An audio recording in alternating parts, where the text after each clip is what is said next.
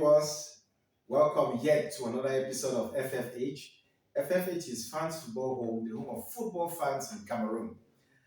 This evening, we watch a very beautiful game between Leicester and Arsenal. This evening in particular, we'll be talking about weekend action in general in the Premier League. I welcome myself here first, NK, as a staunch Ghana fan, and I welcome Bex. Yes, so Bex, evening, oh. evening, NK. Yes. This evening don't sweet me, oh. I be no say go see you. Right? Yes. I'm not going to interview myself, oh. We gonna. You go talk for me, make I tell you what you don't do this evening. Yes, so yes. Yeah, today don't been a blessed day for Arsenal. Yeah. And on top of that, Yeah. pressure for Liverpool don't add. Yeah. City too don't change position on top table. Mm-hmm. Manchester United, we wait it. Yeah. Chelsea Mm-hmm. get problem because of yesterday. Mm-hmm. All right. We Liverpool will get under serious pressure because tomorrow we will talk something too. Mm-hmm. So many fans into the club. Yes. So as we want to start today, I would really like for really ask you, say today, what if we talk about Arsenal? Because now today I had it. Yeah, sure. What can you say about Arsenal today? Fellow viewers, do you see this? You did like say you don't know this song. North London forever, whatever the weather, the streets are our own, and our heart won't leave you never. My blood will forever run through the stone. Any Ghana will know this song. That's what we receive, guys, at the Emirates with. Well, I'm very delighted today. Very, very happy. You don't be like, say, we'll come out for Win World Cup. Of course, Leicester not be one match. Yeah. But when you imagine, say, all were striker, were forward players that be injured. We're talking about Gabriel Jesus. We're talking about Kai Havertz. We're talking about Bukayo Saka. We are talking about Gabriel Martinelli. I mean, when you go away, you score 2 goals against a Premier League side without your strikers, you can only be happy. Wonderful day. Wait here, I'm not going to talk about Arsenal today. Should I talk about the hill end of Arsenal? Hill end of Arsenal, fellow viewers, is generally referring to the Arsenal Academy. I think the hill end of Arsenal is the best hill end in the Premier League. We have been producing this talent over and over and over. Ethan Nwaneri and MLS, Miles Lewis-Kelly, they don't save Arsenal for spending up to 100 million because those two guys in the market now, current market by 100 million. Ethan Nwaneri, what a talent. You know that one? No, that one not true. What a talent. I mean, last 2 weeks, so a fortnight ago, we watched the other kid from the hill end, Miles Lewis-Kelly, destroying Manchester City. And I see we scored that goal. Yeah. Exactly like Haaland. This week, we watch another boy from the hill end, Ethan Nwaneri. What a performance. Man of the match, eh? Please. Yes. The first thing we Kelly be score for last match. Don't forget that very one day is so score 2 for last match. Yes. That very one year we scored for last match. And his own was even, he did it on purpose because he even called for the ball. Yep. And when Declan Rice took the ball, gave it to him. That guy did one R2. They call it PlayStation R2. Yeah. And he got it. Exactly. You know, I'm talking much about Nwaneri today. But be reminded that we were saved in this game at 0-0 by MLS, Miles Lewis-Kelly. Yeah. Remember that cross? I've been losing that ball. That was just a tapping now. Yeah. His right leg, his less used leg. In PG, we call it Wakastik. Yeah, nice save way to this way. Because when this man took that ball, Ayu, and crossed the ball with his left leg, I knew was inside. Yeah. The guy, how they call him? What red? That is the Kodoba red. The Koroba red. Yeah. That guy, he was inside. Tapping. But what I don't understand, the Let's use leg of MLS, Miles Lewis Kelly. Kelly. Yeah. Deflected that ball and he went out. I just said, anyway, Yeah. what they will now today. Yeah. I wasn't happy as a Liverpool fan. At least I needed a goal. Yeah. But that's what happened today. And you guys, with Merino, we came and destroyed the whole stuff. Yeah. You see, Ethan Maneri. Yeah. We're not going to stop for talk about this boy. No, but he did well today. What a talent. Man. Major.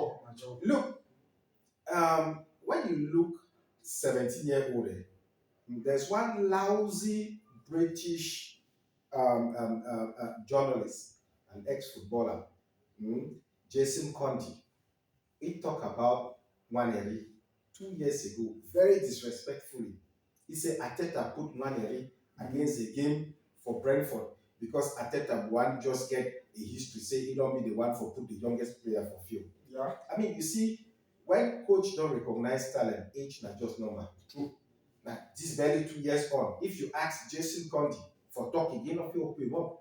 Because all man from Premier League don't see the worth of Nwaneri. That's true. You look at Nwaneri at 17, he is ready. Technically, there's not much difference between Nwaneri and Bukayo Saka. Yeah. And I think that most of these two players, they started almost at the same At the age. same age, Bukayo Saka, 17. He was already there. He has been playing as a senior player for the past 4 or 5 seasons, barely 17. And one is taking on that same track. You look at the two, right? The difference between Nwaneri and Saka is just Saka is more experienced now, and Saka is more intelligent. Yeah. But if it is in terms of ability, strength, physicality, and pace, Nwaneri is a better player. Nwaneri is good. Really good. Today, I didn't believe that 17-year-old Nwaneri could do that. Yeah. And again, what is even getting me worried, not worried like a negative something, but worried positively is that I saw a child, again, 15 years old, what's his name? Yeah, the young Nigerian. I don't know if you take the Nigerian nationality or the British nationality. 50 years Butler, Oyedepi. Yeah, and they were saying that is another bullet. Yeah, I say Hill End. They produce wonderful players. So what I would say is that it is like a tradition for Arsenal. Yeah. We'll talk about the likes of the Theo Walcott. Yeah. Who did well. Yeah. When they were still young, yeah. Still a student. The young Fabregas. Mm-hmm. There are a lot of them. Yeah. Nwaneri coming into the picture, Saka coming into the picture, for me, it's not a strange thing. It's just a continuation. Yeah, just a continuation of what they have. It's a tradition too for Arsenal to be having young players who do well. Yeah. So it is I'm very sure that the young Nigerian also, Nigeria, I don't know if he's Nigerian born. Yeah. That guy, he might also do something because he's already in the bench. Yeah. I think at 15, and that's how Nwaneri started. Exactly. Well, another sweet part of the day, and in fact the sweetest part of the day, Mikel Merino.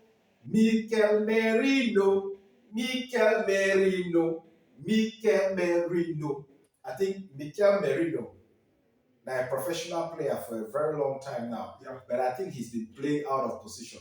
I said one of the journalists on Sports. Yeah, Leon Osman said Mikel Merino might have found his position. Maybe he has been playing out of position his whole life as a professional, and that is very possible. Yeah, because you look at the instincts of Mikel Merino as an attacker. Look at the first goal.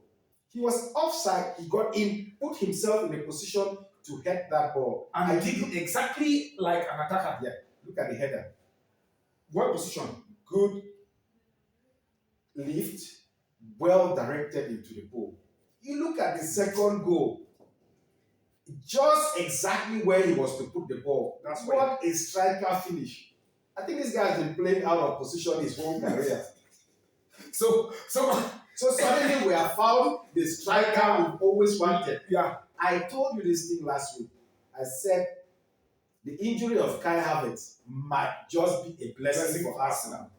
Believe me, Kai Havertz would not have scored those 2 goals. We know Kai.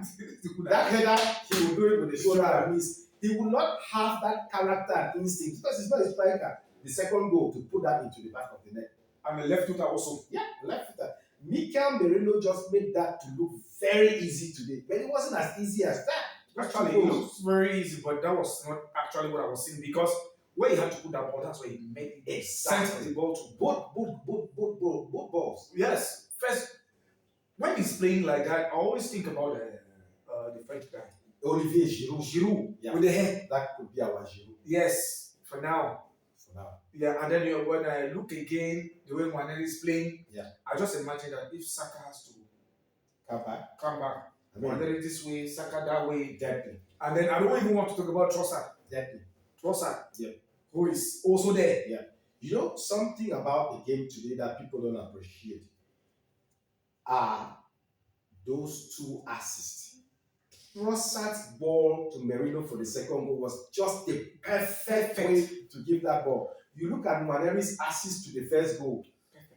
Inch perfect cross to Merino. Because when I look at what Trossard did, Yeah. it always takes me back to when Kevin De Bruyne is in Exactly. top form. See, that It ball goes went round the round defenders. everybody. Mates. I said Merino. Yeah. And the finish was just like the pass. Yeah. Same wavelength as the pass. What a finish. It was good. I would really say Arsenal did something great today. Though we are on pressure. Yeah. But let's accept the fact that Arsenal did well. Yeah, we did well today, but I mean, we have this woman. I wouldn't even call him a girl. We have this grandma.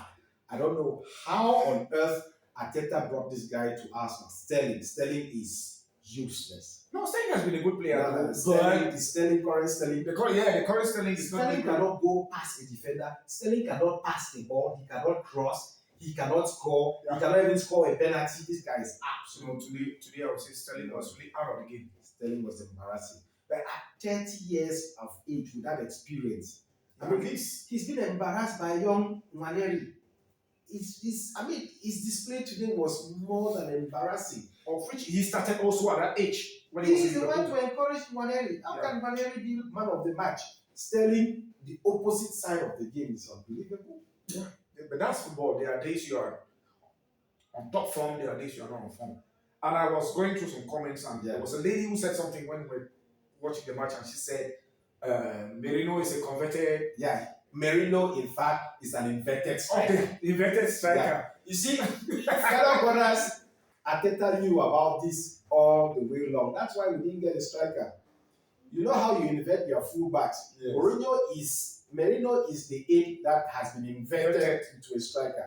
We don't call him a false line in Arsenal. We call him an 8.5. So instead of being a false line as we normally call, he's an 8.5. So we don't take from front to back. We take the from back to front. Back to front. He is 8.5. That's Oh, it for us. Yeah, from 4-9 to 8.5. With the demi. That's what is getting me strange. Yeah. That's strange. That's really strange. Getting me really surprised. Mm. No, but Arsenal did well today, and I'm really happy for Arsenal. Yeah. Though I'm not happy because I know. I know. What Liverpool fans are on pressure. Yeah, what I think is this is a massive pressure to Liverpool, because when Liverpool held the final straw of the injury crisis in Arsenal, I think many Liverpool fans and the players themselves were very happy. Everybody over the weekend said it's over. Especially me. The title is done and dusted. But this victory today, 4 points difference. This victory today is not only a victory, it's a statement victory that even without the strikers, we can put you pressure. And I can begin to sense that pressure. Mind you, Liverpool has 2 away games before next weekend. Aston Villa away and Manchester City away. You just saw what Man City did to Newcastle. It's true that their form is unbelievable, it's unbelievably unstable. I think in another chapter we'll talk about Liverpool and Manchester City. Yeah. But I think this victory today puts some pressure on Liverpool. Yeah, that's true. We are having some pressure because the points Liverpool is Arsenal is getting closer and closer. It's 4-point difference. But what I will tell the Liverpool fans is this: no worry. We will take. They say they will take that league. We will take the league. Yeah. You guys just be close, encourage your boys. We'll take that league. Yeah. Well, just to close up this discussion with Arsenal today, what can you say about Thomas Partey? For me, with no bias, one of the most cool-headed players. Cool-headed TMT first midfielder. Yes, in Arsenal for the season, this season, Yeah. is Thomas Partey. Though Declan Rice is saying something, but Thomas Partey has been cool-headed from the beginning of the season till now. And not only being cool-headed, he's contributing at least in the game. He has at least 40 to 50% contribution. And in important matches, for example, with City, he scored a goal, contributing to the 5-1 victory of Arsenal. So if you ask me, I would say one of the best players or fair play players that you can get for the league now. Yeah, should be Thomas Partey. Should As be Thomas mentioned, Partey, as a yes. defensive midfielder. As a defensive midfielder, because you hardly see him getting some kind of yellow cards. Yeah. He plays his game. Yes, there are faults as a defensive midfielder. There are faults he can commit. Thomas Partey reminds me a lot about Sergio Busquets.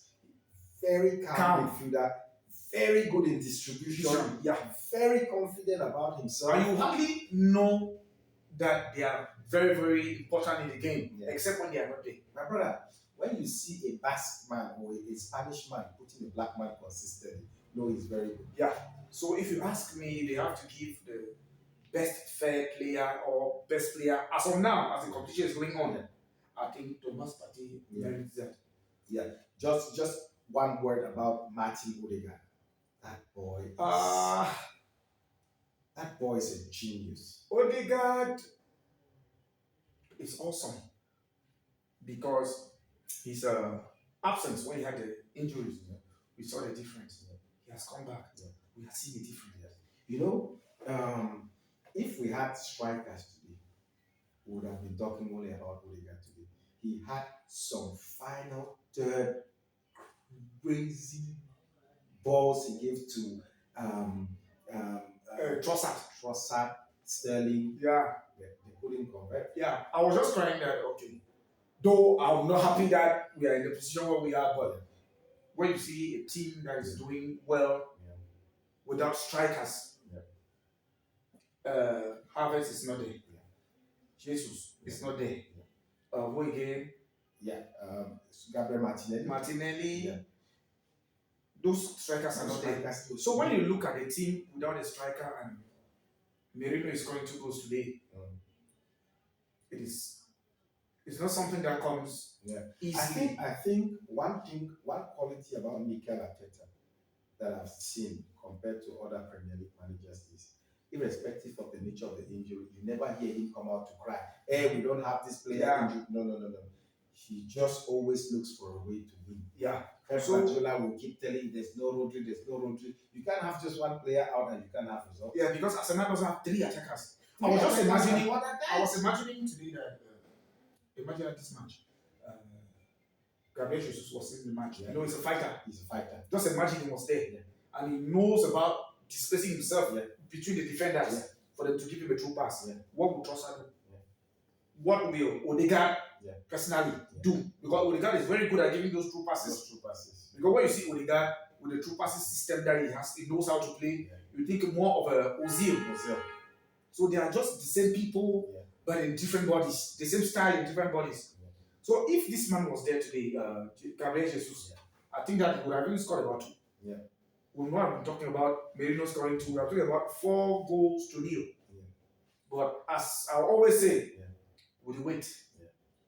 We are there. We'll take the cup. I can't wait to watch the match. But I know tomorrow against Wolves you guys are going to crush.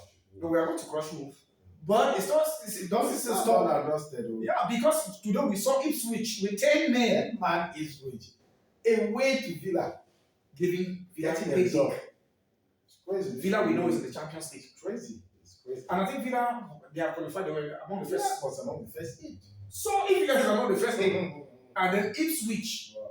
The football works in a crazy way. So I would say English league is something that you cannot boast of anything till the final day of play.